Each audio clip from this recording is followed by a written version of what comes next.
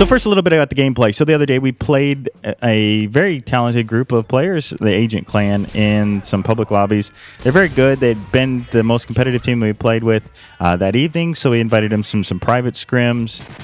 They were very confident, but we ended up beating them 3 games in a row. Now, this map Village. Now, we might have had a little bit of a connection advantage. There might have been, I think overall we had some better players. We had better map setup. We understood domination maybe a little bit better than they did. Whatever the reason, doesn't make it, we beat them 3 games in a row.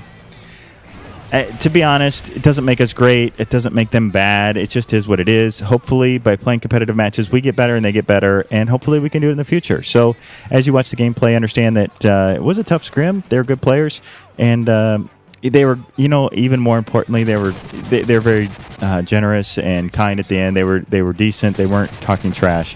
So, all props to them. So, on to the next subject. Trying out for a clan. What works, what doesn't work? In this video, we're going to primarily talk about communications. One of the key factors in trying out for a team or playing with a group of people is how you communicate. Since there is not this physical interaction, it's more digital interaction, how we get to know you is by what you say or don't say. Is it productive? Is it unproductive? And I think if you're trying out for a team or if you're playing with a group of people and maybe you're trying to get in with a group or make new friends online, I think one of the most important things is take the mantra from the medical profession. First, do no harm.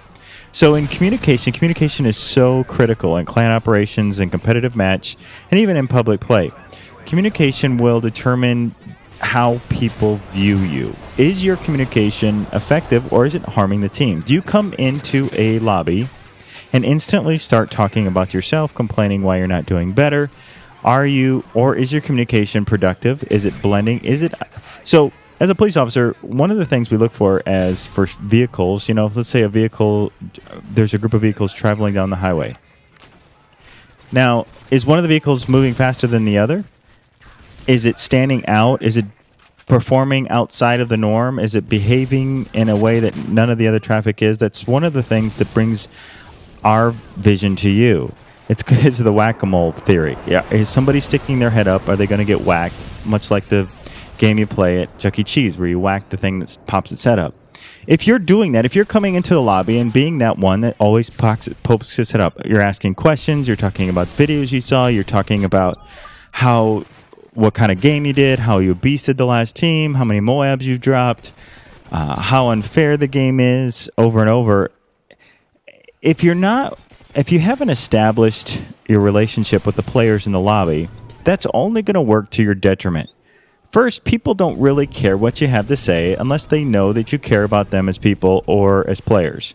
So come into a lobby, if you're new to a team, if you're trying out for a clan, blend. Don't be the one that sticks out. Of course, we all want to do well. We want to be the one that is at the top of the leaderboard, that's dropping MOABs.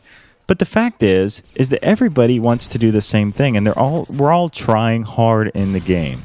And so if you contribute, if you're making the team better by your communication, by your play style, and not necessarily the top player, you're going to be accepted a lot easier than if you are coming in, trying to be the superstar, trying to be the all-star, trying to be the know-it-all, telling how many MOABs you drop, trying to constantly list your resume for everybody in the lobby. So recently we've had a lot of players try out for our clan. Okay, so some have been very successful and some are great players.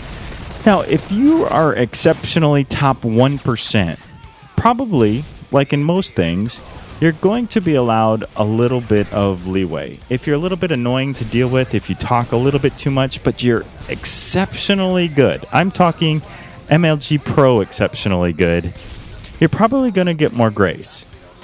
However, for the most part, if you're above average or you're about equal with the other players in the lobby, if you're annoying, you're going to be shunned. People are going to take you off their friends list. They're not going to accept your friend requests, and they're not going to send you messages back.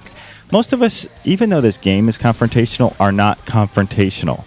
So we don't want to tell you when you come into a lobby, oh, you're being an asshole, you're being a jerk, you talk constantly about yourself, you're just annoying. But typically what's going to happen, you're going to feel pushed out. You're going to ask for invites to lobbies, and you're not going to be accepted. People are not going to want to request you. You're not going to get invites to clan scrims or competitive matches. If you notice that, Do some self-reflection. Ask yourself, am I doing something that's creating a negative environment? Am I talking about myself? Am I talking too much? Am I overwhelming the group with me? If you are, then that's probably why you're being pushed out. And so you have a choice. Find other people or change yourself. If you cannot look at yourself and improve yourself, your only mediocrity will be your limit. That's the highest you'll go, is just being mediocre. To be the best, you have to look at yourself and self-reflect and say, I can do better. And improve yourself in the areas that you're weak. Be critical of yourself. Tape yourself one night. Record yourself. Set up a GarageBand on Mac or one of the media recorders on yourself. And just listen to your conversation. Is it productive? Is it not productive? Now, maybe that's putting too much thought into it. But the fact is, I do live comms sometimes, and sometimes I just record myself just to hear myself. Am I productive? I'm constantly amazed at how areas that I can improve. Can my communication be clearer? Can I understand? Can I make better map callouts? Can I be more productive to the team? If you're doing that, then you will be a better player and be more accepted, even if you're not one of the top shooters. So, if you're trying out for a team, if you're trying out for a clan, communication. Pick your communication style. Are you going to be productive or are you going to be harming the team? Remember, first do no harm. When you're coming into a team, coming into a lobby, blend. Listen first, talk second. Make your communication effective. Don't make it detrimental to the team. And you'll probably have more success in this game. Okay, XSynistr here. Until next time, I'll catch you on Xbox Live.